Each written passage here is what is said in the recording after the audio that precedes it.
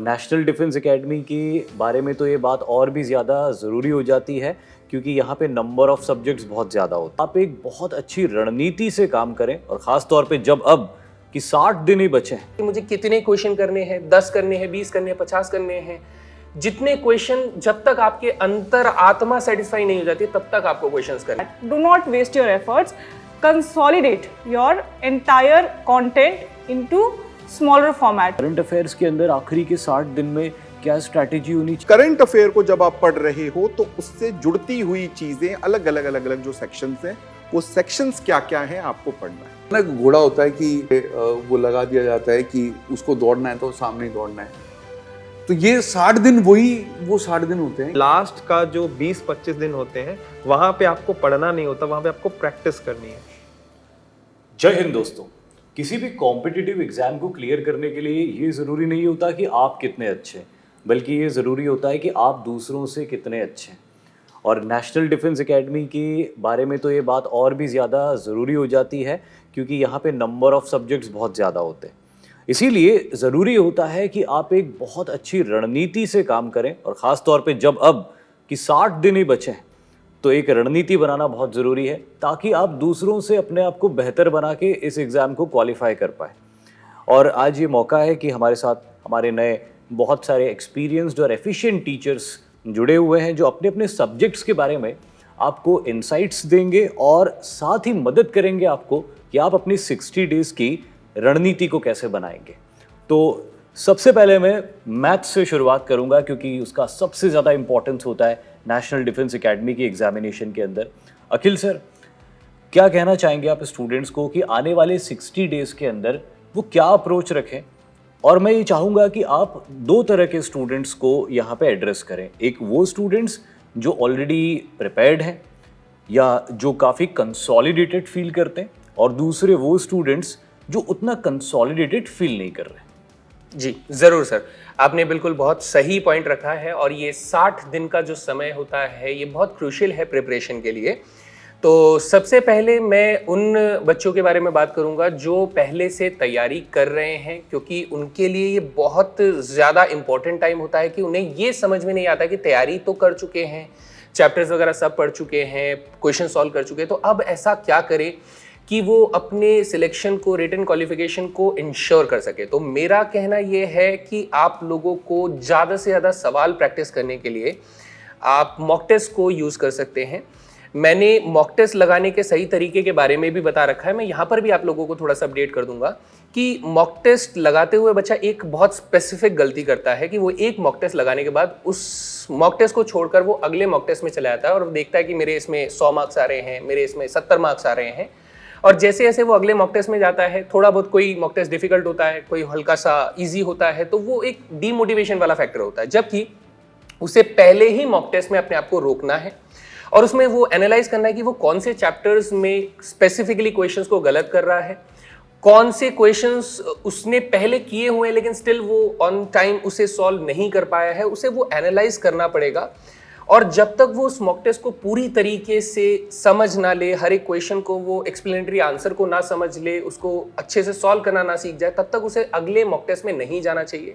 इसके पीछे एक बहुत ही ज़्यादा बेसिक लेवल का रीज़न है ये कि जब आप किसी मॉक टेस्ट को पूरी तरीके से तैयार कर लेते हैं तो उसका इफेक्ट आपको सेकंड मॉक टेस्ट में दिखाई देगा। आपके अगर पिछली बार 100 मार्क्स आए थे 300 में से, तो अगली बार आप डेफिनेटली 120 स्कोर करने वाले हैं, क्योंकि आपने अपने एफर्ट्स पहले मॉक टेस्ट के उन क्वेश्चंस में दिया था जहां आप कमजोर थे, जहां आपने गलतियां करी थी। तो आपने अपने कॉन्सेप्ट्स को रीबिल्ड किया, आपने सारे फॉर्मूलों को रिकॉल किया, आपने हर एक क्वेश्चन के की पॉइंट्स को पॉन्डर किया कि मुझे ये चीज़ें ध्यान रखनी है। तो उसका कहीं ना कहीं इफेक्ट आपको अगले मॉक टेस्ट में दिखता है। तो अब सवाल ये आता है कि बच्चे कहते हैं कि सर मॉक टेस्ट तो अभी नहीं आ रहे हैं, तो कुछ मॉक टेस्ट ले आइए। देखिए, मैं आप लोगों के लिए क्वेश्चंस लेकर आता हूँ, बेहतरीन सवाल लेकर आता हूँ, लेकिन स्टिल क्वेश्चंस की काउंट कभी मत सोचिए कि मुझे कितने क्वेश्चन करने हैं, 10 करने हैं, 20 करने हैं, 50 करने हैं।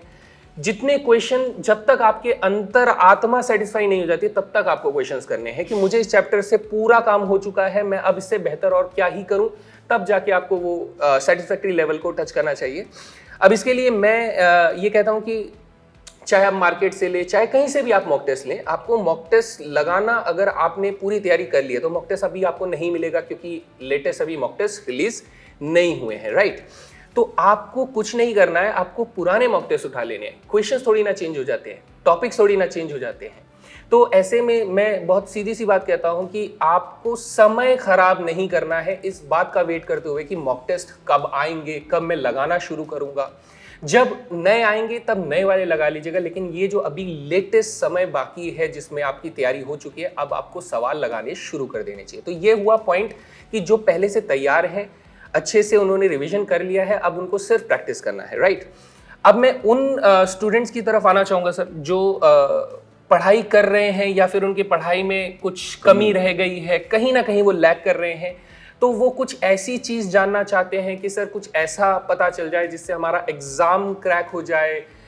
सबसे पहले तो मैं ये कहूँगा कि ये बहुत ज़्यादा सटीक स्ट्रैटेजी नहीं होती है। एग्ज़ाम क्रैक करना सिर्फ आपका एक रिटन क्वालिफाई करना आपका गोल नहीं है, आपका मेन गोल है एसएसबी को फेस करने के बाद सिलेक्शन लेना। और फाइनली आपको पता है मेरिट में बहुत सारे बच्चे बाहर हो जाते हैं, तो अपना गोल सबसे पहले वहाँ सेट करिए जहाँ आपको सिलेक्शन लेना है। सिर्फ रिटन एग्जामिनेशन क्वालिफाई करना आपका गोल नहीं है, लेकिन स्टिल आपके कॉन्फिडेंस को बूस्ट करने के लिए आपका मैथमेटिक्स क्लियर होना बहुत ज़रूरी है। तो मैं कुछ ऐसी चीज़ें आप लोगों को बताऊंगा जिससे आपका काफ़ी हेल्पफुल रहेगा कि आप इस बार के एग्जामिनेशन को क्रैक कर सकते हैं। तो हालांकि मैंने वीडियोस के अंदर कई सारे ऐसे इंपॉर्टेंट चैप्टर्स बता रखे हैं जिनको आपको प्रैक्टिस करना चाहिए, ज़्यादा से ज़्यादा वेटेज वाले चैप्टर्स हैं। उनमें से मैं अगर आपको बताऊं तो फंक्शंस चैप्टर थोड़ा ट्रिकी ज़रूर होता है, लेकिन इसका वेटेज काफ़ी अच्छा होता है। तो आप इसे अगर अप्रोच करना चाहें तो इसके क्वेश्चन ज़्यादा से ज़्यादा प्रैक्टिस कीजिए अगर आप करना चाहें। फिर उसके बाद ट्रिग्नोमेट्री का वेटेज काफ़ी होता है और यहाँ से 5 सवाल मैं ऐसे कहूँगा कि वो डुएबल क्वेश्चंस होते हैं। रेस्ट ऑफ द क्वेश्चंस थोड़े ट्रिकी हो सकते हैं, लेकिन उसके लिए मैंने आपको टारगेट दिया है कि आप आरडी शर्मा अगर आप पूरी प्रैक्टिस कर लेते हैं ट्रिग्नोमेट्री की, तो सिर्फ ट्रिग्नोमेट्री ही नहीं, आपको बहुत सारे चैप्टर्स में इसका एक काफ़ी अच्छा खासा फायदा देखने को मिलेगा। यही नहीं, यहाँ आप मैट्रिक्स डिटरमिनेंट्स में जहाँ पे ट्रिग्नोमेट्री का प्रेजेंस आज के टाइम पे देखने को मिल रहा है, आप वहाँ पर भी कॉन्फिडेंट फील करेंगे। साथ ही साथ कैलकुलस जो आपको अलग अलग तरीकों से डराता है, और यकीन मानिए जब आप ट्रिग्नोमेट्री के फॉर्मूलों को बहुत अच्छे से पहचानते हैं, समझते हैं, जानते हैं, तो कैलकुलस के प्रॉब्लम्स भी आपके लिए आसान बन जाते हैं।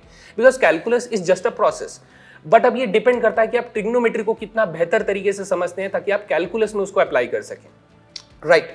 अब इसके बाद आ जाता है हमारे पास जो एल्जेब्रा वाला पार्ट होता है। सीक्वेंस सीरीज आज के टाइम पे अच्छा खासा वेटेज लेकर चल रहा है, जहां पे एपीजीपी यूपीएससी का फेवरेट टॉपिक हो रखा है। ये लॉगरिथम के साथ पूछ लेता है, मैट्रिक्स डिटरमिनेंट्स के साथ पूछ लेता है, 16 चैप्टर सीक्वेंस सीरीज के अंदर सवाल बन जाते हैं। तो काफ़ी इसके कॉन्सेप्ट्स को बिल्ड करके चलिए, ये आपको काफ़ी फायदा देगा। बाइनोमियल थ्योरम अभी के टाइम पे 4 से 5 सवाल, मतलब ये पहले इतना ज़्यादा फेवरेट टॉपिक नहीं हुआ करता था, लेकिन आज के टाइम पे ये काफ़ी फेवरेट टॉपिक है और आसान भी है। अगर आप चाहें तो इन सभी चैप्टर्स को मेरे वन शॉट लेक्चर्स के थ्रू आप रिवाइज कर सकते हैं, पढ़ सकते हैं। अगर आपने पहले नहीं पढ़ा है तो पढ़ सकते हैं, अगर आपने पढ़ा हुआ है तो रिवीजन आप वन शॉट में कर सकते हैं। कम समय में ज़्यादा से ज़्यादा इन्फॉर्मेशन मैंने आप लोगों को दिया हुआ है। साथ ही मैं एमसीक्यू सीरीज चला रहा हूँ, आप उससे भी कर सकते हैं। मेरी स्पेशल क्लासेस ज्वाइन कर सकते हैं जिसमें पीवाईक्यू सीरीज आप कर सकते हैं। तो कंटेंट सब कुछ अवेलेबल है, बस आपको एफर्ट्स लगाने की देरी है, राइट। अब आगे अगर मैं और स्कोरिंग चैप्टर्स के बारे में बता दूं तो वेक्टर 3D एक ऐसा है जो कि शायद समझ में अगर आ जाए तो इसके क्वेश्चन उतने ही आसान होते हैं जितना ये पहली बार पढ़ने में मुश्किल लगता है। बस समझ जाइए इस बात में, मैं बहुत बड़ी बात कह रहा हूं आप लोगों को। साथ ही प्रोबेबिलिटी और स्टैटिस्टिक्स, ये इतना स्कोरिंग पार्ट है कि आप 20 मार्क्स 20 क्वेश्चंस, ठीक है, 20 क्वेश्चन आप आराम से प्रोबेबिलिटी एंड स्टैटिस्टिक्स ले सकते हैं। मैं इनमें से मान के चलूं, अगर मैं डिफिकल्ट वाले क्वेश्चंस को साइड कर दूं तो 4 से 5 सवाल हटाएंगे तो 15 सवाल आपके एक्चुअली में डुएबल क्वेश्चंस होते हैं। परम्यूटेशन कॉम्बिनेशन 5 से 6 सवाल आपके यहाँ पर बनते हैं। तो इन चैप्टर्स पर फोकस करिए। मैं कैलकुलस पूरा आप लोगों से हटा रहा हूँ कि अगर आपको मन नहीं है कैलकुलस करने में, इंटीग्रेशन से डर लगता है या फिर एप्लीकेशन ऑफ डेरिवेटिव्स के क्वेश्चन नहीं सॉल्व हो रहे हैं, तो मत करिए। आपका टारगेट है कि मैं कैसे 60 से 70 सवाल सही करूं, और यकीन मानिए 120 क्वेश्चंस के पूरे पेपर के अंदर 80 सवाल इजी होते हैं, 20 सवाल मॉडरेट की तरफ जाते हैं और 20 सवाल, जो कि मैं ज़्यादा बता रहा हूं अभी भी, 20 सवाल डिफिकल्ट होते हैं। मत देखिए डिफिकल्ट सवाल को, क्योंकि ये आपका एग्जाम क्लियर नहीं कर रहे हैं। आप इजी क्वेश्चन में भी 2.5 मार्क्स अचीव कर रहे हैं, आप डिफिकल्ट क्वेश्चन में भी 2.5 मार्क्स अचीव कर रहे हैं, तो क्यों अपने आप को डीमोटिवेट करना चाहते हैं कि मैं डिफिकल्ट क्वेश्चंस को प्रैक्टिस करूं या फिर मैं उनकी तरफ ज्यादा ध्यान दूं? कोई फायदा नहीं है। आप 60 से 70 सवाल करिए। बस एक बात मैं सभी से कहूंगा, और ये मैं बार बार कहता हूं, कि कोई भी क्वेश्चन सॉल्व करते हुए तुक्का ना लगाएं, हमेशा श्योर शॉर्ट आंसर करें, क्योंकि जब भी आप सही जवाब देंगे तो पॉजिटिव मार्क्स आपको जुड़ेंगे। और अगर आप गलत जवाब दे रहे हैं तो एक तो आपने उस क्वेश्चन का मार्क्स खो ही दिया, साथ ही साथ आपने जो पॉजिटिव मार्क्स अचीव किए थे आपने वहां से भी अपने मार्क्स लूज कर दिए। तो बच्चा जब ये कहता है कि मैंने 100 क्वेश्चंस अटेम्प्ट करे हैं, लेकिन वो उसमें से 40 जब गलत करके आ जाता है तो वो अपने आप पीछे आ जाता है। तो ये करने से बचें। और देखिए आपका इस बार का सिलेक्शन, इस बार का रिटन एग्जामिनेशन बड़े आराम से मैथमेटिक्स में क्वालिफाई हो जाएगा। बस मैं इसी के साथ मुक्तक सर आगे बढ़ना चाहेंगे हम लोग। बिल्कुल सर, आप जब एक्सप्लेन कर रहे थे तो मैंने एक चीज़ नोटिस करी कि सर के लगभग हर सेंटेंस में प्रैक्टिस वर्ड ज़रूर आ रहा था जी। And I think this is the ultimate secret of success in mathematics कि प्रैक्टिस ज़्यादा से ज़्यादा उसको करना है। अब मैं आता हूँ दिव्या मैम की तरफ। दिव्या मैम, पॉलिटी और इकोनॉमिक्स ये दो ऐसे सब्जेक्ट्स हैं जिसके बारे में मैं आपसे ये जानना चाहूँगा कि कम से कम एफर्ट लगा के ज़्यादा से ज़्यादा स्कोर इनमें कैसे हासिल किया जा सकता है? जी सर, जैसा कि मैंने पहले भी मेंशन किया हुआ है, पॉलिटी एंड इकोनॉमिक्स आपको एज देते हैं बाकी सब्जेक्ट्स के मुकाबले। अगर आप इन दोनों सब्जेक्ट्स को भी प्रिपेयर कर लेते हैं तो आपके पास एक एज रहता है। अब लास्ट 60 डेज में क्या स्ट्रैटेजी होनी चाहिए पॉलिटी और इकोनॉमिक्स को लेके? स्टार्ट करेंगे हम पॉलिटी के साथ। अभी तक आपने जितना भी कंटेंट पढ़ा हुआ है, जितनी भी डेटा आपने समझी हुई है, उसको आपको कंसोलिडेट करना शुरू करना पड़ेगा, क्योंकि इतना कुछ इसमें लर्न करने के लिए होता है कि आप भूलते जाएंगे। ये सबसे बड़ा फियर फैक्टर रहता है बच्चों के बीच में, and this leads to ignorance. क्योंकि अब इतना सारा डेटा पढ़ लिया, इतने आर्टिकल्स हो गए, इतने बिल्स के बारे में जान लिया, आए दिन न्यूज़ में कई एक्ट्स एंड बिल्स पास होते हैं, तो what we do as students, हम उन्हें इग्नोर कर देते हैं कि ठीक है अब ये तो लर्न नहीं हो रहा, ये भूल रहे हैं हम, तो छोड़ देते हैं। लेकिन ऐसा नहीं करना है, क्योंकि लास्ट 60 डेज में हम क्या कर रहे हैं, जितना भी हमने अभी तक पढ़ा था, we are basically wasting that. Do not waste your efforts, consolidate your entire content into smaller format. क्या मतलब है स्मॉलर फॉर्मेट का? फ्लो चार्ट्स बना लीजिए, आप टेबल्स बना लीजिए। क्यों मैं ये चीज़ कह रही हूँ? ताकि आपका रिविजन अच्छा हो सके। It is very important, specially in polity, to revise well. Once you revise well, you are able to attempt your questions correctly. Also this will give you a lot of confidence. देखिए, जब आप अपने consolidated note से paper attempt करेंगे, आप realise करेंगे कि आप उनको ईजिली कर पा रहे हैं, आप ऑप्शंस ईजिली एलिमिनेट कर पा रहे हैं। Now I would advise you to consolidate your polity subject chapter wise. Do 1 chapter, and ऐसी चैप्टर करते करते आपको पूरे अपने पॉलिटी को कंसोलिडेट करना है। कोशिश कीजिएगा पहले 100 पेज में कंसोलिडेट करें, 2 रिविजन आप करेंगे, एंड उस 100 पेजेस से फिर आपको come down to 50 pages, so that you do not lose on anything, and specially आपका रिटेंशन पावर भी उससे बढ़ेगा। Now when you are making notes, when you are consolidating your data, try to attempt mock test as well. उससे क्या होगा, revision भी होता जाएगा, आपको समझ में आएगा कि अच्छा मॉक टेस्ट में मैंने ये सारी गलतियाँ करी है, तो मुझे अपने नोट्स में ऐड क्या करना है। आई वुड सजेस्ट, हर बच्चा यूनिक है, कुछ बच्चे चैप्टर्स इजीली रिटेन कर लेते हैं, कुछ बच्चे कोई एक पर्टिकुलर पॉइंट को बार बार भूलते हैं। सो डू नॉट फॉलो कि ठीक है इसको कोई हम एक स्टैंडर्ड चीज़ नहीं मानेंगे। जो चीज़ आप पर्टिकुलरली भूल रहे हैं, जो चीज़ आप मानते हैं कि हाँ ये मेरा वीक पॉइंट है, उसके ऊपर हम ज़्यादा वर्क करेंगे। Okay, so notes, then questions, then you will move to PYQs। आप देखेंगे कि मेरे इस चैप्टर में से कोई प्रीवियस ईयर में से तो क्वेश्चन नहीं पूछा गया, अगर पूछा गया है तो उसका क्या पैटर्न है, किस टाइप के ऑप्शंस आ रहे हैं, am I able to solve it, where am I getting stuck. By this way you will be confident in particular chapters कि अब आपको उसमें कोई दिक्कत आएगी ही नहीं, बिकॉज यू नो आपने नोट्स बना लिए, आपने मॉक्स लगा लिए, आपने PYQ कर लिया। You will be surely confident in that particular sections. Now अगर किसी को बहुत हेक्टिक लगेगा तो आप क्या कर सकते हैं, certain chapters which are again favourite when they come to the question papers are parliament chapter, then your fundamental rights, fundamental duties. These chapters, courts, Supreme Court, High Court, and certain acts and bills. ये topics आपके पूछे ही जाते हैं, तो इनको आप बिल्कुल नहीं छोड़ेंगे.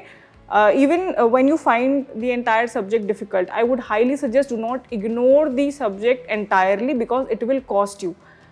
होता क्या है जब आप नहीं एक्यूरेसी की तरफ वर्क करते हैं, क्योंकि एफर्ट लगता है, जैसे कि मैं बार बार रिपीट कर रही हूँ इस चीज़ को, आप क्या करेंगे, अगर आपने इतना प्रोसेस जितना मैंने आपको समझाया, if you are not following it, you will end up guessing in the paper, because you will find अरे सारे ऑप्शन, हाँ ये भी पढ़ा था, ये भी पढ़ा था, ये भी ठीक होगा, उसमें क्या करोगे, गेस वर्क करोगे. And they are such factual questions कि जब आप एग्जामिनेशन हॉल से बाहर निकलेंगे, यू विल रियलाइज कि अरे इसका ये तो था ही नहीं, इसका तो कुछ और आंसर था.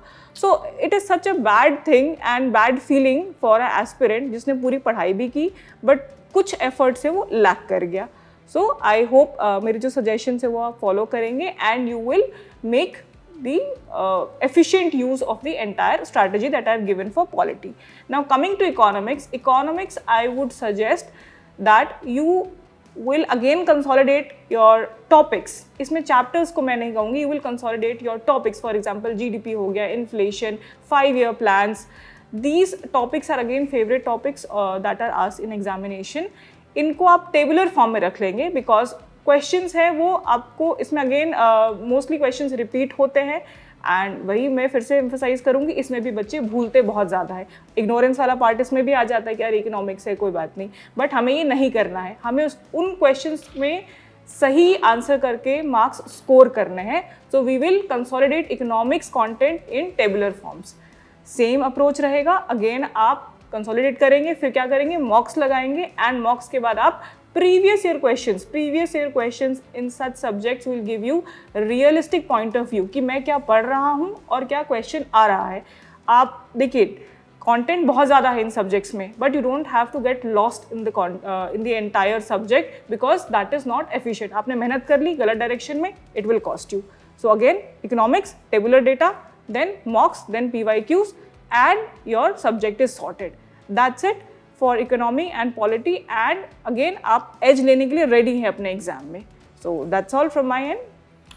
तो मैम ने जो बात बोली उसको मैं 2 बातों में कंक्लूड करूंगा. पहली चीज़ तो मैम ने एक बहुत अच्छी चीज़ बताई कि उन्होंने सब्जेक्ट को अप्रोच करने का नहीं बोला, उन्होंने कहा कि उसको मॉड्यूल्स में डिवाइड कर लो और एक एक टॉपिक के ऊपर फोकस करो. और बाकी अगर किसी को कोई डाउट है तो आप मैम आपके साथ है ही सही, आप उनको फॉलो करो, जैसा जैसा वो कराते जाएंगे आप उसको करते जाओ. इतने में ही आपका पॉलिटी और इकोनॉमिक्स काफ़ी कुछ कवर हो जाएगा आने वाले 60 दिनों के अंदर. अब मैं एक बहुत ही ज़्यादा इंपॉर्टेंट सब्जेक्ट की तरफ आऊँगा जो है करंट अफेयर्स. करंट अफेयर्स को मैं इसीलिए बहुत ज़्यादा इंपॉर्टेंट मानता हूँ, इसलिए नहीं कि उसके 10-12 क्वेश्चंस आते हैं या 15 क्वेश्चंस आते हैं, बल्कि इसीलिए भी क्योंकि उसके अंदर आपको उसका नॉलेज आपको SSB में भी बहुत काम आता है. और मैं आकाश सर को इन्वाइट करूँगा. आकाश सर, करंट अफेयर्स के अंदर आखिरी के 60 दिन में क्या स्ट्रैटेजी होनी चाहिए, ख़ास तौर पर तब जबकि हमें पिछले 1-1.5 साल का करंट अफेयर्स पढ़ना होता है. तो अगेन मैं आपको भी ये कहूँगा कि अभी 2 स्टूडेंट्स को एड्रेस कीजिए, एक जो प्रिपेयर करता आ रहा है और एक जिसने अभी तक पढ़ा ही नहीं है, वो क्या करे. Thank you sir. सो सारे एस्पिरेंट्स, बहुत एक इंपॉर्टेंट सा मैं पहले स्टार्ट करने के लिए मैं एक तरीका बताऊंगा. सभी आपने स्टैटिक सब्जेक्ट का आपको सभी फैकल्टी ने आपको कोई बोला है कि प्रीवियस ईयर क्वेश्चन पेपर्स को देखिए और आइडेंटिफाई करिए पैटर्न. मैं आपको ये करंट अफेयर के लिए भी बोलूंगा कि आपको पैटर्न आइडेंटिफाई करते आना चाहिए कि किस तरह के क्वेश्चन पूछे जा रहे हैं. देखो, मेरे से शायद कुछ बच्चे डिसएग्री करेंगे कि सर करंट अफेयर को हम प्रीवियस पेपर के साथ कैसे आइडेंटिफाई कर सकते हैं, बट बहुत स्पेसिफिक डिवीजन है कि किस तरह के क्वेश्चंस आते हैं. Whether you are preparing for NDA या कोई भी आप डिफेंस का एग्जामिनेशन की तैयारी कर रहे हो, क्वेश्चन पेपर जो करंट अफेयर में आता है वो इंटरनेशनल न्यूज़ पर जो भी बहुत न्यूज़ में चल रहा है, या नेशनल न्यूज़ पर जो बहुत अभी चल रहा है, पर्सन अभी जो न्यूज़ में है, या प्लेस. आपको पता चलेगा कि मिलिट्री स्टडीज़ के अलावा ये सारे छोटे छोटे सेक्शंस बन जाते हैं जिन पे क्वेश्चंस आ रहा होता है. NDA में भी स्कीम्स के ऊपर क्वेश्चन आने लगा है. लास्ट 2-3 ईयर्स के अगर आप पेपर देखेंगे तो स्कीम्स के ऊपर क्वेश्चन आने लग जाता है. नाउ मैं आप सभी बच्चों से एक इंपॉर्टेंट पार्ट बोलूंगा. यू नीड टू नो कि आपको यहां पर समझ में आना चाहिए कि अगर आप करंट अफेयर की प्रिपरेशन कर रहे हो, करंट अफेयर का ही एक मैं कहूँगा कि एक ऑफशूट है या बाय प्रोडक्ट है कि आपको करंट अफेयर के साथ साथ आपको अपनी हिस्ट्री और ज्योग्राफी भी देखते हुए चलनी है. अगर कोई प्लेस इन न्यूज़ है तो एक्सपेक्ट करो कि आपको उस पर से क्वेश्चन आ सकता है in the format of geography. हो सकता है आपको तुरंत वहां पे समझ में ना आए, बट अब जैसे मैं एक छोटा सा एग्जांपल देता हूं कि बच्चे ध्यान रखेंगे इस बात को। गाइस, हिस्ट्री से भी करंट अफेयर का क्वेश्चन आ सकता है। जैसे कि 1924 का वाइकोम सत्याग्रह, अभी हमने पढ़ा है कि मार्च में 100 साल पूरे हुए हैं वाइकोम सत्याग्रह को। एक्सपेक्ट करिए क्वेश्चन आएगा। अब क्वेश्चन वाइकोम सत्याग्रह पे हो सकता है ना पूछे, आपसे सत्याग्रह के बारे में और कुछ पूछ ले, सॉल्ट सत्याग्रह के बारे में पूछ ले, वेंदारियम सत्याग्रह के बारे में पूछ ले। आपको यह याद रखना है कि करंट अफेयर को जब आप पढ़ रहे हो तो उससे जुड़ती हुई चीजें अलग अलग जो सेक्शंस हैं, वो सेक्शंस क्या क्या हैं आपको पढ़ना है। अगर G7 की मीटिंग हुई है अभी, तो G7 की मीटिंग अगर अभी हुई है तो कौन कौन सी कंट्रीज हैं, कंट्री में अगर अभी कोई रिसेंटली कोई चेंज आया है, किसी के कंट्री हेड में अगर कोई चेंज आया है तो आपको वो पता रहना चाहिए। या अगर कहीं पर कोई थीम दी गई है, कोई टाइटल दिया गया है, वो आपको पता रहना चाहिए। इंटरनेशनल न्यूज़ चल रहे हैं, अगर आपने इजराइल पैलेस्टीन फॉलो किया तो एक्सपेक्ट कीजिए कि जब आपको ज्योग्राफी में मेडिटेरेनियन सी पूछा जा सकता है। एक्सपेक्ट कीजिए कि आपसे डेड सी के बारे में कोई क्वेश्चन आ सकता है। एक्सपेक्ट कीजिए कि सी ऑफ गलीली आपसे पूछा जा सकता है। करंट अफेयर को ही लेकर आपको अपना ज्योग्राफी, हिस्ट्री दोनों देखना है। हाँ, सेक्शन जो मैंने बोले हैं वो पैटर्न आपको देखना पड़ेगा कि प्रीवियस ईयर पेपर्स में कैसे पैटर्न्स आए हुए हैं। फिर से एक बार मैं सभी बच्चों को रिपीट कर देना चाहता हूं, आपको इंटरनेशनल न्यूज में person in news, place in news को ध्यान देना है। सिमिलरली अगर आप नेशनल न्यूज पढ़ रहे हो तो नेशनल न्यूज में भी पर्सन इन न्यूज, अभी लोकसभा का इलेक्शन गया है, आपको बहुत सारे क्वेश्चन लोकसभा से ही जुड़ते हुए मैं पूछ सकता हूं। पर्सन इन न्यूज आपसे हो सकता है अभी पूरी की पूरी कैबिनेट चेंज होगी, हो सकता है मैं आपसे कोई एक मिनिस्ट्री पूछ लूं। अब आपको इसके बाद स्कीम्स जो चल रही हैं कोई बहुत इंपॉर्टेंट, आप लोगों को बहुत ही सरप्राइजिंग, अगर आप 2019 का एनडीए का 2 का पेपर आप उठाएंगे तो उसमें टिक्की मौसी पर क्वेश्चन पूछा हुआ है, विच इज अब एक स्टेट का था स्कीम टिक्की मौसी। अब टिक्की मौसी के ऊपर ये जो क्वेश्चन आया था, दो इट वाज फनी, पर बच्चों ने छोड़ दिया था क्योंकि ये उड़ीसा सरकार का कुछ स्कीम थी, नेशनल लेवल पे नहीं थी। बट यस, स्कीम अब एनडीए के पेपर में आने लगी है। नेशनल न्यूज पढ़ रहे हो तो प्लीज न्यूज के साथ साथ स्कीम्स को ध्यान देते हुए पढ़ेंगे। इसके बाद मिलिट्री स्टडीज। मिलिट्री स्टडीज मैं मानता हूं कि आपको इस नियत से पढ़ना है कि ये आपके लिए ब्रेड एंड बटर है। ब्रेड एंड बटर क्यों मैं बोल रहा हूं, अगर आप रिटर्न क्वालिफाई हो जाते हो तो एक लेवल और आपसे एक्सपेक्ट किया जाएगा कि मिलिट्री स्टडीज आपको पता होनी चाहिए फॉर योर एसएसबी। अगर आप एसएसबी क्लियर होकर नेशनल डिफेंस एकेडमी पहुंच जाते हो तो आपसे 2 लेवल और एक्सपेक्ट किया जाएगा कि आपको मिलिट्री स्टडीज के बारे में और अच्छे से डिटेल नॉलेज हो, वो वेपन हार्डवेयर हो, वो कोई मिलिट्री एक्सरसाइज चल रही हो, कोई और सीपरी की रिपोर्ट आ चुकी है, सीपरी की रिपोर्ट के ऊपर कोई क्वेश्चन हो रहा हो। ये चीज को इस नियत से पढ़िए कि आप एक प्रोफेशन चूज कर रहे हो, आप एक जस्ट एग्जाम नहीं दे रहे हो कि इस एग्जाम को क्वालिफाई करने के बाद मैं इसके बाद एमबीए कर लूंगा या इसके बाद मैं किसी और सरकारी नौकरी में चला जाऊंगा। You can't do that. अगर आपने ये चूज किया है डिफेंस का परमानेंट कमीशन, तो मैं एक्सपेक्ट करता हूं कि आप इस देश की सेवा करेंगे जब तक आप रिटायर नहीं हो जाते। और ये कि बहुत लंबा पैच है, इसलिए मिलिट्री स्टडीज को बहुत सिंसियरली पढ़ने की जरूरत है। आई होप सर कि मैंने करंट अफेयर के बारे में जितना बताया, बच्चे इस बात को शायद समझ पाए कि करंट अफेयर, जैसा सर ने शुरू किया था इस बात को, कि करंट अफेयर की रिक्वायरमेंट सिर्फ और सिर्फ रिटर्न नहीं है। आपको इसको पढ़ते वक्त ये सोच के पढ़ना पड़ता है कि इसकी एसएसबी की भी पर्सपेक्टिव निकल के आते हैं। जो बच्चा पहले से पढ़ता आ रहा है वो मेरी बात को शायद समझ रहा होगा, पर जो बच्चा अभी अभी शुरू किया है, पहला काम प्रीवियस पेपर देखे किस तरह के क्वेश्चन आते हैं। अगर करंट अफेयर में प्लेस पूछा है तो वो किस तरह के प्लेसेस पूछ रहा है, पर्सन पूछा है तो वो किस तरह के, मिलिट्री स्टडीज के ऊपर जो पूछ रहा है वो किस तरह के पूछ रहा है। और कोशिश करें कि सबसे पहले रिट्रोगेटिवली पढ़ना शुरू करें, मतलब रीसेंट फर्स्ट। अगर आप आज से उठा रहे हो तो मई, मतलब जून को पढ़ के मई, अप्रैल, मार्च उल्टा करना शुरू करेंगे। ज्यादा चांसेस है पहले 6 मंथ का कवर होने के। 6 के मंथ का हो जाए तो उसके पीछे आप जाना शुरू कर सकते हो। मेरा यह मानना है कि जो सबसे क्लोज होगा उसके आने की सबसे ज्यादा चांसेस है। सर की एक बात मेरे को बहुत ही अच्छी लगी, जो कि सही भी है, कि आप करंट अफेयर्स को पढ़ते हो तो उसको एक कल्चरल आस्पेक्ट, हिस्टोरिकल आस्पेक्ट या जियोग्राफिकल आस्पेक्ट को देखते हुए पढ़ो। तो इससे क्या होता है कि करंट अफेयर्स की तो तैयारी आपकी होती ही है, लेकिन साथ ही साथ आपको वो क्वेश्चंस भी बन जाते हैं जो हिस्ट्री के नाम पे पूछे जाते हैं या जियोग्राफी के नाम पे या फिर किसी और दूसरे सब्जेक्ट के नाम पे। तो ये बहुत बढ़िया और यही सही तरीका भी है करंट अफेयर्स को पढ़ने का। अब अपन एक ऐसे सब्जेक्ट की तरफ आगे बढ़ेंगे जो सब्जेक्ट बहुत ज़्यादा वेटेज कैरी करता है, और बहुत ही इंटरेस्टिंग सब्जेक्ट है और एक बहुत ही वंडरफुल टीचर है जो कि उसको डील करेंगे। सर, जियोग्राफी के बारे में स्टूडेंट्स को बताइए कि कैसे जियोग्राफी को अप्रोच किया जाए, फैक्चुअल पे ध्यान दिया जाए या कॉन्सेप्चुअल इम्पॉर्टेंट है, फिजिकल जियोग्राफी या फिर इंडियन जियोग्राफी, ये जो सारे कन्फ्यूजन्स हैं प्लीज़ दूर कीजिए sir. When we are learning geography, we have to look outwards. हमें आसपास देखना है कि कहाँ क्या चीज़ है और क्या नहीं है, और ये बहुत ज़रूरी है। और ये सिर्फ हमारे आसपास नहीं, ये करंट अफेयर्स के साथ भी है। जैसे आकाश सर ने बोला कि करंट अफेयर्स में अगर हम कुछ पढ़ रहे हैं और if it portrays to geography, then we have to learn about it. और सिर्फ उसके बारे में नहीं बात करनी है, उसके बारे में जानना भी है, और वो बहुत बहुत बहुत ज़्यादा ज़रूरी है when we are preparing for the defence examinations, because geography is very much important.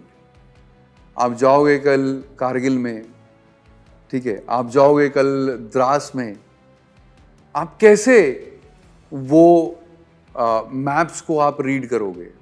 Although that would be taught to you, but still you have to have a basic understanding of the geography. That is why geography is very important for any of the defense aspirant, because आप जाओगे, जहाँ जाओगे topographic आपको sheet मिलेगी, topographic sheet आप उसको learn करोगे, उसको आप पढ़ोगे, उसके बाद आप आगे पढ़ोगे, and that is why this is very important.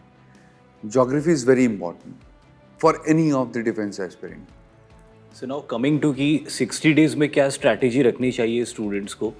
Sir 60 days is very important. मतलब ये वो टाइम पीरियड होता है कि जहाँ पर मतलब आप इधर उधर नहीं देख सकते। मतलब एक होता है ना, घोड़ा होता है कि उसके ऐसे वो लगा दिया जाता है कि उसको दौड़ना है तो सामने ही दौड़ना है। तो ये 60 दिन वो 60 दिन होते हैं कि मतलब आपको अगर 60 डेज है आपके पास, तो you have to know the importance of everything. अब वो importance कैसे पता चलेगी sir? The first thing is you have to solve the PYQs. बच्चे होते हैं, उनको ये चीज़ रियलाइज नहीं होती कि प्रीवियस ईयर क्वेश्चंस का इम्पोर्टेंस क्या है। उनको ये लगता है यार ये पहले पूछा जा चुका है, मैं क्यों पढ़ूं उसको, तो वो उसको सॉल्व नहीं करते। लेकिन उसका बहुत बड़ा इम्पोर्टेंस है बिकॉज कि UPSC is gauging you. UPSC needs the cream out of the milk. आप वो क्रीम हो। ये जो बच्चे हैं ना, जो आज इस वीडियो को देख रहे हैं, ये वो क्रीम है कि इनको वो क्रीम बनना है तो इनको वो PYQs सॉल्व करने पड़ेंगे, इनको वो MCQs सॉल्व करने पड़ेंगे, ताकि ये बच्चे उस भीड़ से ऊपर निकल जाए। एक भीड़ होती है, भीड़ है, चल रहा है सब, भीड़ के साथ कोई आगे कभी भी he cannot win a race. भीड़ के साथ आप जब भीड़ के आगे निकलोगे, भीड़ से आगे बढ़ोगे, तभी आप एक रेस जीत सकते हो सर। एक बड़ी प्रॉब्लम होती है स्टूडेंट्स को कि इंडियन जियोग्राफी में बहुत सारे फैक्ट्स होते हैं। बिल्कुल। तो वो फैक्ट्स कैसे लर्न करे? क्या वो समझ के लर्न करे या वो रट्टा मार ले? बहुत सारी चीज़ें हैं। मैं आपको बताता हूँ। मेरा जो माई वे वॉज देयर कि मैंने जो वर्ल्ड ज्योग्राफी है, पूरी complete world geography, I learned it by the concepts. और वो कंसेप्ट बहुत इंपॉर्टेंट है। मतलब जैसे आपने कहा कि इंडियन ज्योग्राफी है, आप मेरे से अभी कहोगे नागपुर का क्या वेदर है या क्या वहाँ पर वो है, तो मेरे को पता है कि वहाँ पर जो रेनफॉल है, जो क्राइटेरिया है, वो क्या है, मैं उसके हिसाब से मैं आपको बता सकता हूँ। आप मेरे से कहोगे लद्दाख का क्या है, मैं बता सकता हूँ। The reason is because I learn the concepts, and वो कंसेप्ट जो है ना, वो आपको बहुत हेल्प करता है। अभी आप देखो, आप जो एग्जाम में क्वेश्चन क्या पूछा जाता है, आप ले से जा रहे हो उड़ीसा, तो आपको कैसा वेजिटेशन मिलेगा? This is the question that is asked in the examination. जी। लेकिन जब तक आप उस चीज को, कंसेप्ट को नहीं समझोगे, आप नहीं समझो कि ले से उड़ीसा तक आप जा रहे हो, ठीक है, एक कोस्टल रीजन तक जा रहे हो, आपको किस तरीके का वेजिटेशन मिलेगा, आप उस चीज़ को नहीं समझ सकते। तो क्या सर आप ये मानते हैं कि 60 डेज इनफ है जहाँ पे कि आप कॉन्सेप्ट भी लर्न कर लो मैं उसकी मदद से? मैं ये मानता हूँ कि 30 डेज इनफ है। मैं 60 डेज इनफ नहीं मानता, मैं कहता हूँ 30 डेज इनफ है। अगर एक बच्चा एक प्रॉपर गाइडेंस के साथ, एक प्रॉपर टीम के साथ अगर लर्न करता है और आगे बढ़ता है, मैं कह रहा हूँ कि 30 दिन बहुत है, हम उसे क्रैक करा सकते हैं। ये तो बहुत ही उम्दा बात है कि मैंने कहा कि 60 डेज इनफ है, सर ने कहा कि मोर देन इनफ है। तो अब आपको कुछ भी नहीं करना है। अगर आपने अब तक जियोग्राफी बिल्कुल भी नहीं पढ़ा है तो भी आप सर को फॉलो कर सकते हैं, उनके लेक्चर्स देख सकते हैं, and I am very sure कि सर आपकी ना सिर्फ अच्छी तैयारी करवा देंगे बल्कि एक दो बार रिवीजन भी हो जाएगा आपका। और अब एक ऐसे सब्जेक्ट की तरफ हम आते हैं जिसमें एक सब्जेक्ट नहीं कई सब्जेक्ट्स हैं। और जैसे अभी सर ने जियोग्राफी का इम्पोर्टेंस बताया, तो मैं हमेशा ये कहता हूँ कि geography is always accompanied by physics. और मैं हिस्ट्री के लिए भी यही कहता हूँ कि history is always accompanied by geography.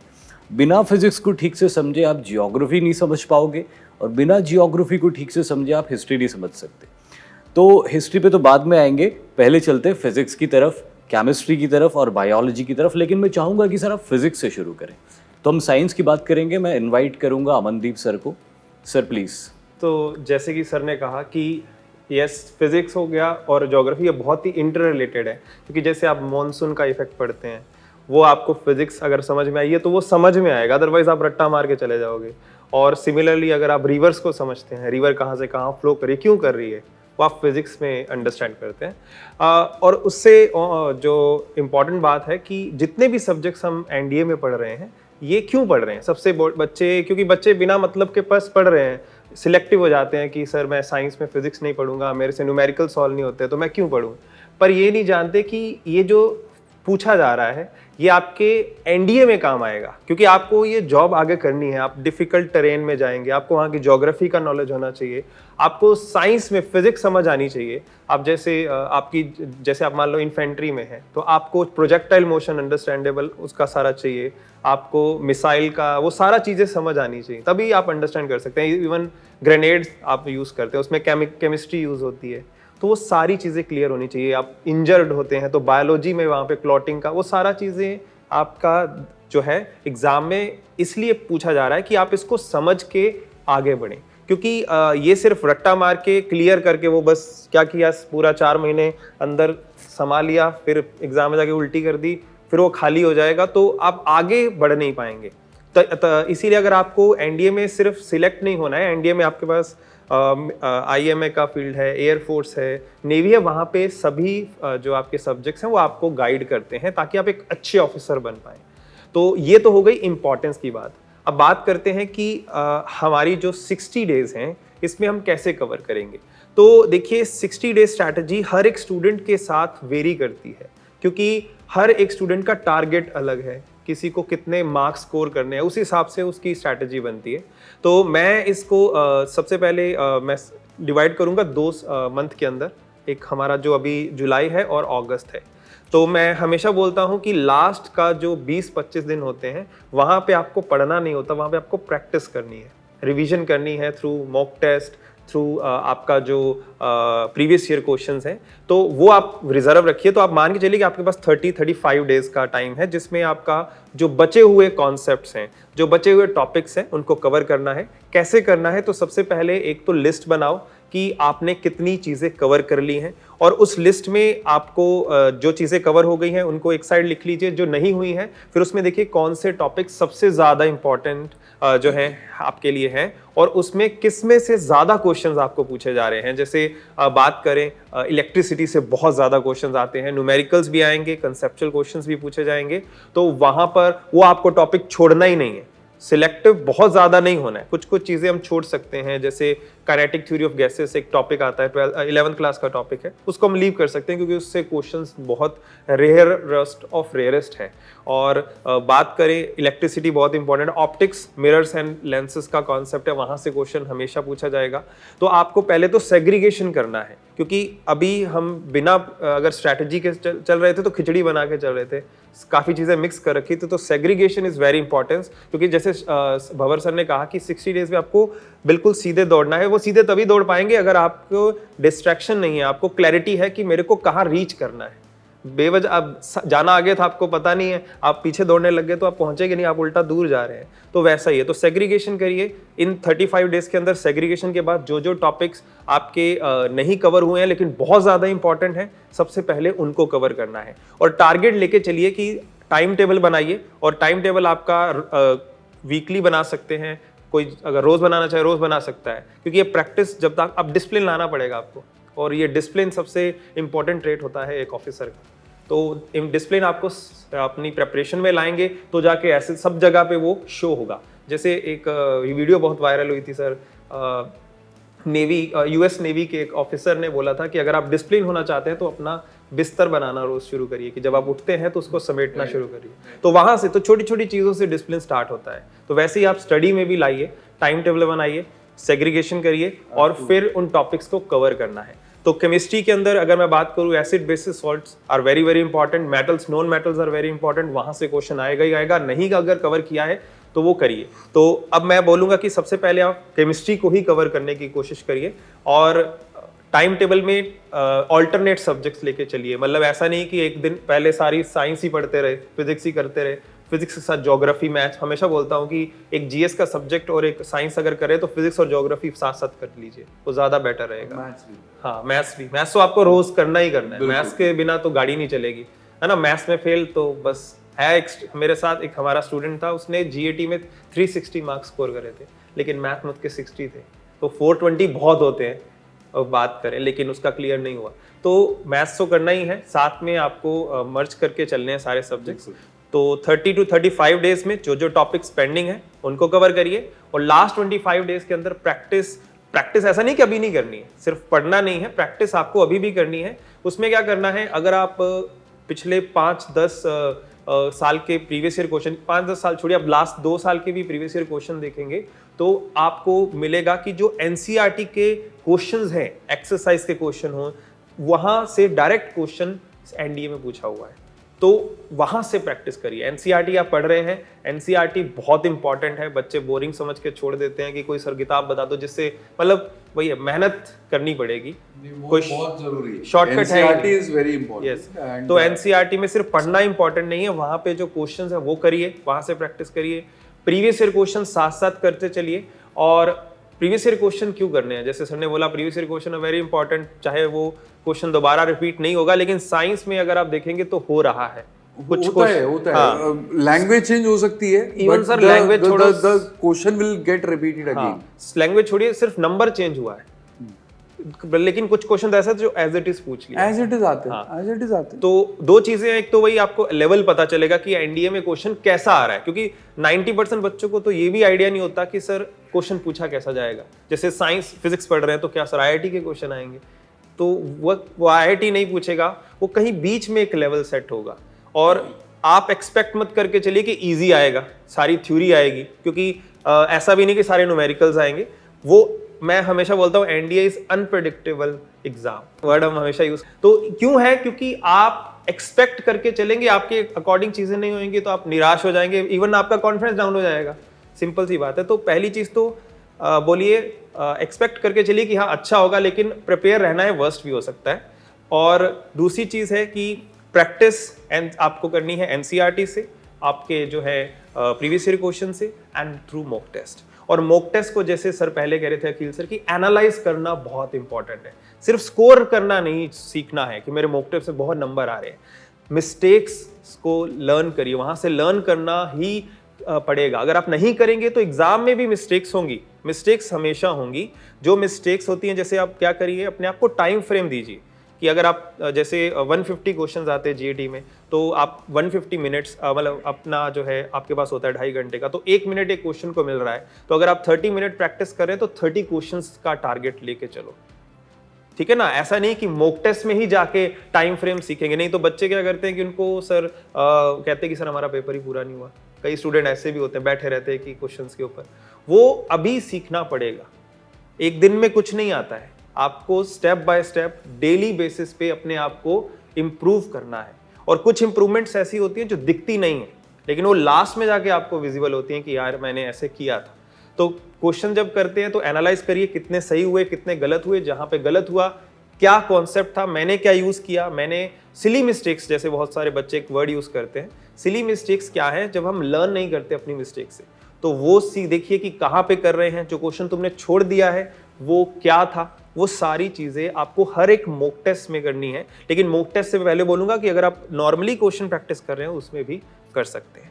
सो ये 60 डेज जो है they are very very important if you are aiming for NDA 2 2024, ठीक है, स्पेशली बोलूंगा। लेकिन अगर आप 2025 के लिए कर रहे हैं तो मैं बोलूंगा कि आप सीधा उसी पे फोकस रखिए, उस हिस्सा वही है कि आपका टारगेट क्या है, according to that your strategy will be decided. So that's all from my side. So now I will pass on to Muktak sir, जो आपको हिस्ट्री के बारे में बताएंगे। Just want to add Yes, yes, sure, few things. Go ahead sir. मतलब sir ने बहुत अच्छा बोला और मतलब इन्होंने बताया कि मॉक टेस्ट क्या है और why you have to attempt the mock test, and that is very important. मतलब कोई भी तैयारी है और मतलब होता है ना कि मतलब आपको अगर 100 मीटर रेस दौड़नी है तो आप उससे पहले 10 बार दौड़ोगे। ऐसा नहीं है कि आप पहले दिन ही दौड़ोगे, आप पहले मतलब 10 दिन आप अपने आप को प्रिपेयर करोगे and then you will run that 100 metre race.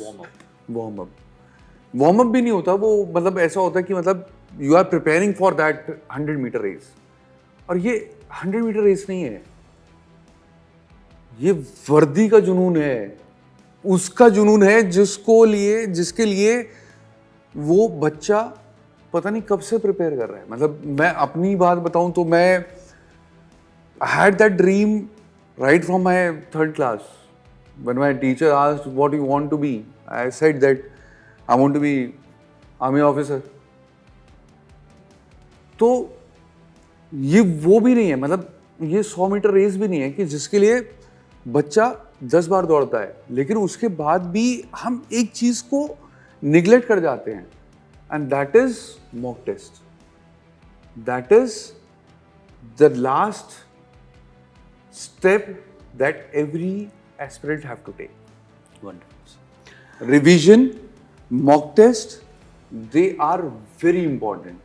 बच्चा उस चीज को नहीं समझता और हमें उस चीज को उन बच्चों को समझाना है कि we are there, we are a team and we will make you understand everything possible. And sir सबसे इम्पोर्टेंट है उन बच्चों का एग्जाम क्रैक कराना। बिल्कुल सर। तो आई होप कि जो आप नहीं समझते थे अब सर ने आपको बता दिया है, तो अब आप उसके ऊपर ध्यान दोगे और उसको समझोगे भी। अमनदीप सर ने जो बात बोली उसमें एक बात मुझे बहुत अच्छी लगी थी कि उन्होंने फिजिक्स, केमिस्ट्री या बायोलॉजी, पर्टिकुलरली फिजिक्स और केमिस्ट्री को मिलिट्री लाइफ के एस्पेक्ट से कनेक्ट किया था, जो एक बहुत इंपॉर्टेंट बात एक्सप्लेन करता है कि ये जो सारे सब्जेक्ट्स आपको पूछे जा रहे हैं एग्जाम में, ये सिर्फ ऐसे ही नहीं पूछे जा रहे हैं, इनका कुछ ना कुछ उपयोग आएगा आपके लिए जब आप अपनी मिलिट्री सर्विस के अंदर जाएंगे। तो आप इसको एग्ज़ाम को ये सोच के सिर्फ मत पढ़ो कि ये सब्जेक्ट है और मुझे एनी हाउ इससे डील करके इसके क्वेश्चन सॉल्व करने, इसको ये सोच के पढ़ो कि ये चीज़ मैं जितने अच्छे से आज करूँगा, आगे मेरी मिलिट्री सर्विस को मैं उतने ही अच्छे से निभा पाऊँगा और जस्टिस कर पाऊँगा उसके साथ। और फिर जैसे कि सर ने कहा था कि हिस्ट्री के बारे में मैं आपको बताऊँगा, तो दोस्तों हिस्ट्री के बारे में मैं यही बताऊंगा। सबसे पहले तो सिलेबस बहुत वास्ट है। एनडीए के लिए अगर एक अचूक बात मैं आपको बताऊं हिस्ट्री के लिए, तो आप एनसीईआरटीज़ को पढ़ो। और एनसीईआरटीज़ में भी अगेन मैं दो तरह के स्टूडेंट्स को डील करके बताऊंगा। एक वो जो पहले से पढ़ते आ रहे हैं और एक वो जिन्होंने अभी तक कुछ भी नहीं पढ़ा, तो उन्हें क्या करना चाहिए। तो पहले उनकी बात करते हैं जो पढ़ते आ रहे हैं। देखिए जो क्वेश्चंस आ रहे हैं नेशनल डिफेंस एकेडमी की एग्जामिनेशन में हिस्ट्री के अंदर, वो क्वेश्चंस, कुछ क्वेश्चंस तो डायरेक्टली एनसीईआरटी से उठा लिए जाते हैं और आपको पूछ लिए जाते हैं, और दूसरे क्वेश्चंस ऐसे आते हैं जो कि आप किसी एक टॉपिक से रिलेट नहीं कर सकते हो या किसी एक फैक्ट से रिलेट नहीं कर सकते हो, 2-3 फैक्ट मिला के वो आपसे क्वेश्चन पूछते हैं। और ऐसा बहुत मुश्किल होता है कि आप हर क्वेश्चन का आंसर जानते हो। यहाँ पे बहुत ज़रूरी होगा कि सबसे पहले आप हिस्ट्री को बहुत अच्छे से समझो। जब आप हिस्ट्री को बहुत अच्छे से समझते हो और कई बार कोई बहुत डिफ़िकल्ट लगने वाला क्वेश्चन जब आप रीड करते हो, एक बार 2 बार रीड करते हो, तब आपको समझ में आने लगता है कि ये एक्चुअली बहुत ईजी क्वेश्चन है, और फिर वो एलिमिनेशन मेथड वहाँ पे वर्क करने लग जाता है और आप 2 या 3 ऑप्शंस उसके एलिमिनेट कर देते हो और फिर एक जो बच जाता है वो सही होता है। आपकी उस क्वेश्चन के सही होने की प्रोबेबिलिटी बहुत ज़्यादा होती। तो ऐसे क्वेश्चंस आपको मिलते ही रहेंगे एनडीए के अंदर हिस्ट्री में, जो डायरेक्टली कहीं से नहीं पूछे जाएंगे। कुछ तो पूछते हैं लेकिन कुछ डायरेक्टली नहीं भी पूछते। तो वहाँ पे एक बात मैं आपको बताऊं, क्वेश्चन जितनी ज़्यादा लैंग्वेज क्वेश्चन के अंदर, जितनी ज़्यादा वर्ड्स क्वेश्चन के अंदर लिखे हुए ना कहीं वो क्वेश्चन ईजी होता है। वो आपको डराने के लिए उसको बहुत मैमथ और मॉन्स्टर्स बनाया जाता है। तो कभी भी ऐसे क्वेश्चंस आते हैं ना जो बहुत लेंथी से हो, तो डरना मत, उसको पढ़ना 2-3 बार। कभी टर्मिनोलॉजीज उसके अंदर बहुत यूज़ करते हैं डिफ़िकल्ट, जिसकी वजह से वो छोटा सा कॉन्सेप्ट आप नहीं बता पाते हो। और टर्मिनोलॉजीज समझने के लिए एनसीईआरटी। अब एनसीईआरटी ऐसी बुक किताब है कि मुझे ऐसा लगता है एनसीईआरटी कई बार पढ़ते हुए कि कोई ड्रीम चल रहा है। जैसे रात को सपना हम देखते हैं कि अभी घर में है, अगले पल माउंटेन में है। एनसीईआरटी में भी चीज़ें ऐसी ही चलती। एक पैराग्राफ में मौर्यन एम्पायर दिया हुआ है, अगले पैराग्राफ में गुप्ता एम्पायर दिया हुआ है। लेकिन अगर आप क्लासेस अटेंड करते हो तो क्लासेस, किसी भी टीचर की जब आप क्लास अटेंड करते हो तो वो सिलसिलेवार आपको, जो ओल्ड एनसीईआरटीज हुआ करती थी ना, उसके हिसाब से पढ़ाता है। तो आपकी हिस्ट्री को समझो हमेशा सिलसिलेवार। बहुत सारे टॉपिक्स ऐसे होते हैं जो कि कभी शायद उससे क्वेश्चन आएंगे भी नहीं, पर वो पढ़ना इसलिए ज़रूरी है ताकि कनेक्टिंग डॉट्स आप बना सको। क्योंकि कनेक्टिंग डॉट आप नहीं बनाते हो तो आगे के टॉपिक की कॉजेज़ नहीं समझ पाते हो कि वो चीज़ें हुई क्यों। तो पढ़ो सारी चीज़ें, लेकिन क्वेश्चन कहाँ से आएंगे आपको? एनसीईआरटी से आएंगे। तो जो स्टूडेंट्स पढ़ाई कर रहे हैं वो अच्छे से थॉरोली चीज़ों को पढ़ें, समझें इतिहास को, और उसके बाद में वो एनसीईआरटी को पढ़ें। और देन फिर सर लोगों ने बताया ही सही आपको कि आप ज़्यादा से ज़्यादा पीवाईक्यूएस। अच्छा, पीवाईक्यूएस का इंपॉर्टेंस क्या होता है? आपको एक ट्रेंड पता चलता है कि किस तरह के क्वेश्चंस पूछ रहे। तो आपकी पढ़ाई में आपकी तैयारी और आपका रिवीजन बहुत आसान हो जाता है कि आप समझ जाते हो कि यार इन टॉपिक से क्वेश्चन पूछे ही नहीं गए, तो मैं रिवीजन के वक्त उन टॉपिक्स को टच ही नहीं करूँगा। पहली बार पढ़ते वक्त तो पढ़ना है उसको, क्योंकि कनेक्टिंग डॉट्स बनाना है। लेकिन जब आप फाइनल रिवीजन करेंगे या प्रैक्टिस करेंगे तब आपको पता चल जाएगा कि ये क्वेश्चंस नहीं आ रहे हैं, मुझे इन टॉपिक्स से ही पढ़ना है। जैसे मौर्यन एम्पायर से क्वेश्चन पूछते ही पूछते हैं, रिलीजियस मूवमेंट से क्वेश्चन पूछेंगे ही पूछेंगे। वो आजकल लिटरेचर के बहुत सारे क्वेश्चंस पूछने लग गए, वो एंशिएंट इंडियन हिस्ट्री के, कश्मीर की हिस्ट्री से क्वेश्चंस पूछने लग गए। आजकल लोग बहुत समझ रहे हैं ना इतिहास को, तो फिर वो जानना चाहते कि अच्छा ठीक है, तुमने समझा तो बताओ कि वहाँ पे तुमने कितना डीपली समझा उसको। तो ऐसे सबसे इम्पॉर्टेंट चीज़ ये है कि आप पहले तो इसको समझ लो। अब उन स्टूडेंट्स की बात करता हूँ मैं जिन स्टूडेंट्स ने अभी तक कुछ भी नहीं किया है और ज़्यादा टाइम दे नहीं पाएंगे। एनसीईआरटी उठाओ, जितना जो क्रैश कोर्स वगैरह जैसी चीज़ें होती जो आएगी समय के साथ में, उसको पढ़ो। हिस्ट्री को समझ लो जितना समझ सकते हो। एनसीईआरटी उठा के उसके अंदर नीले कलर से हाईलाइटेड जो बॉक्स होते हैं उसको कर लो। अगर तुम्हारे पास कुछ भी नहीं बचा है एंड में तो तुम वो कर लो। अगर उसको अच्छे से कर लोगे और उसको समझ लोगे और अपनी विजन में उसको डाल दोगे, अपने विजुअल मेमोरी में उसको बिठा लोगे, आई एम वेरी श्योर कि उसमें से आपके कुछ क्वेश्चंस डेफिनेटली बन जाएंगे। तो हिस्ट्री बहुत वास्ट है, लेकिन आपको हर टॉपिक को बहुत डिटेल में जाके नहीं पढ़ना है। इतिहास को पूरा एक बार पढ़ लो, समझ लो उसको कहानी की तरह, और उसके बाद पीवाईक्यूएस की मदद से देख लो कहाँ से क्वेश्चन ज़्यादा आ रहे हैं और उनकी प्रैक्टिस ज़्यादा से ज़्यादा कर लो। तो इस तरह से आप एक बहुत बड़े सब्जेक्ट को कम समय देके ज़्यादा से ज़्यादा उसमें स्कोर कर पाओगे। एंड आई थिंक इसी के साथ मैं कंक्लूड करूंगा इस पूरे डिस्कशन को। जहाँ जी कंक्लूड करने से पहले मैं एक सवाल आपसे पूछना चाहूँगा। जी सर। कि कई बार ऐसा होता है कि वी हैव लाइक 120 क्वेश्चंस या 100 क्वेश्चंस। जी। बच्चा जो होता है वो हमेशा जैसे सपोज क्वेश्चन पेपर में 100 क्वेश्चंस आने हैं तो वो 80 क्वेश्चंस के ऊपर फोकस ना करके वो जो रेस्ट 20 क्वेश्चंस होता है उसके ऊपर फोकस करता है। बिल्कुल सर, बिल्कुल, है ना। मतलब that is what I feel that कि मतलब बच्चा कहाँ लैग करता है कि वो 20 क्वेश्चन के ऊपर फोकस कर रहा होता है, वो 80 क्वेश्चन के ऊपर फोकस नहीं कर रहा होता। तो आप उन बच्चों को क्या कहना चाहोगे? बिल्कुल, मैं उसी एग्जैक्टली यही कंक्लूड कर रहा था सर कि जैसे हमने कहा कि 60 डेज की स्ट्रैटेजी का वीडियो है, सबने अपने अपने सब्जेक्ट्स के बारे में आपको बताया और कुछ स्ट्रैटेजीज भी बताई। अब मैं आपको ये बता रहा हूँ कि आपको खुद के लिए एक स्ट्रैटेजी बनानी है, और उसमें वो सर की बात को मैं आगे बढ़ाते हुए कह रहा हूँ कि आपको सबसे पहले ये देखना है कि कौन कौन से सब्जेक्ट्स का कितना वेटेज। जैसे मैथमेटिक्स तो अगर आपने छोड़ दिया या उसमें कोई कमी रख दी तो फिर तो कोई चांस ही नहीं है। तो अपना टाइम जो है ना, अपने टाइम का मैनेजमेंट बहुत ज़रूरी। अपने टाइम में से ज़्यादातर वक्त मैथमेटिक्स को दो, इंग्लिश को बहुत ज़्यादा टाइम दो। इंग्लिश और मैथमेटिक्स दोनों बहुत इंपॉर्टेंट है।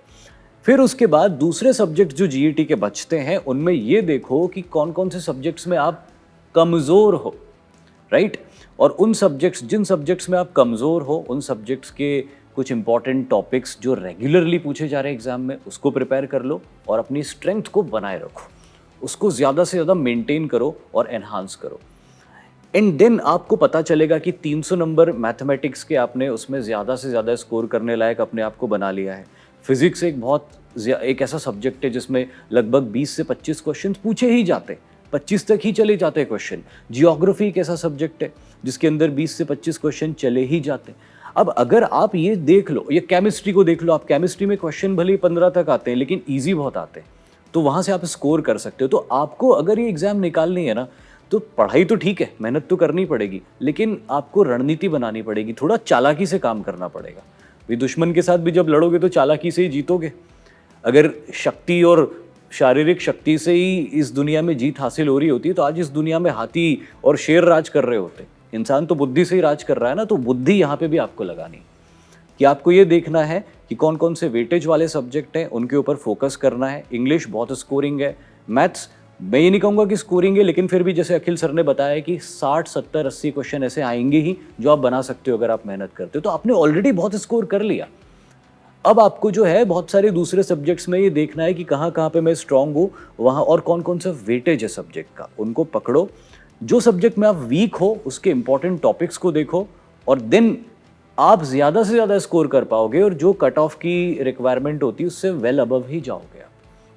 तो थोड़ा दिमाग लगा के स्ट्रेटेजाइज करो, अपनी स्ट्रेंथ और वीकनेसेस को पहचानो, वेटेज वाले सब्जेक्ट्स को ज़्यादा टाइम दो, and then we wish you all the very best. Sir मैं मैथ्स के लिए एक आखिरी बात और ऐड ऑन करना चाहूँगा जो बच्चों के लिए बहुत ज़रूरी है।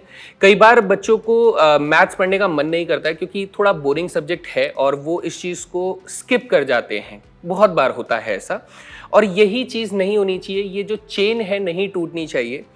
मैं मानता हूं कि कई बार मैथ्स प्रैक्टिस करते करते दिमाग एग्जॉस्ट हो जाता है, मन नहीं करता है, तो आप उस दिन सारा दिन जीएटी पढ़ लीजिए, कोई भी सब्जेक्ट उठा लीजिए जिसमें आपको इंटरेस्ट आ रहा है या फिर जिसमें आप कमज़ोर हैं। सभी टीचर्स ने आपको बेहतरीन स्ट्रैटेजीज बताई हैं, लेकिन मैथ्स को स्किप नहीं करना है। आप उस रात को सोने से पहले चाहे तो 10 आसान सवाल लगा लीजिए, करे हुए सवाल लगा लीजिए, आपका मन है तो आप नए सवाल लगा लीजिए, लेकिन छोड़ना नहीं है, क्योंकि ये जिस दिन आपको ब्रेक लगेगा उस दिन आपकी चेन टूट जाएगी, और चेन टूटने के बाद आपको अगले दिन भी वही वाली फीलिंग आएगी कि हाँ क्या मैथ्स मैं आज स्किप कर दूं, आज मैं ये चीज़ पढ़ लूं। क्योंकि प्रैक्टिस ही एकमात्र रास्ता है मैथमेटिक्स में कॉन्फिडेंस लाने का, और इसी से आप सक्सेसफुल बन सकते हैं मैथमेटिक्स में। बस ये मैं कहना चाहूँगा सर, इसके बाद आप कंक्लूड कर सकते हैं। तो देश की रक्षा करने का भार आपके कंधों पे है और ये कोई मामूली काम नहीं है। अगर आसान होता, देखो ये डिफ़िकल्ट है, इतने सारे सब्जेक्ट्स पढ़ना, इतनी मेहनत करना, ये सब डिफ़िकल्ट है, इसमें इजी वाला कुछ भी सीन नहीं। लेकिन अगर इजी होता तो हर कोई कर लेता। देश की रक्षा करना कोई आम काम नहीं है, तो आपको अपने आप को खास बनाना पड़ेगा ताकि आप इस लायक बन सको। जय Hind. Unacademy. Let's crack it.